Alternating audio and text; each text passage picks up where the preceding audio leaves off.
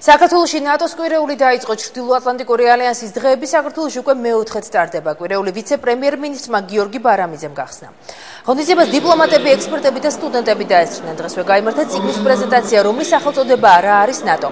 ნატოს კვირეულის ფარგლებში სასაზღვრო პოლიციაში ნატოს შესახებ საინფორმაციო ცენტრის მოხალისეებისათვის ლექციაც გაიმართა. ლექციის შემდეგ მოხალისეები საქართველო-აზერბაიჯანის საზღვარზე გაემგზავრნენ. სტუდენტები 2 დღე ბაზაზე დარჩებიან და მესაზღვრეების მუშაობას გაეცნობიან.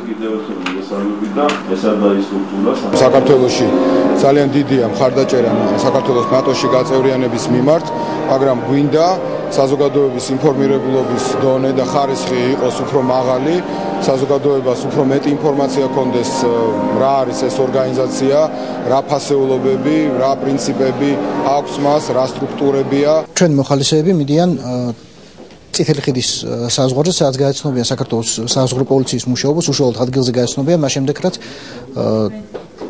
თეორიულად ასწავლიან მათ, როგორ მუშაობს საზღვრო პოლიცია, რა რეფორმები გატარდა პოლიციაში და კონკრეტულად საზღვრო პოლიციაში. ახალგაზრდები გვეციან ნატოს საინფორმაციო ცენტრიდან, რომლებიც დაინტერესებული არიან სასაზღვრო პოლიციის სტრუქტურით, სასაზღვრო პოლიციის საქმიანობით. ჩვენთვის ძალიან მნიშვნელოვანია, რომ ჩვენი ქვეყნის ახალგაზრდობა ესეთ მნიშვნელობას ანიჭებს.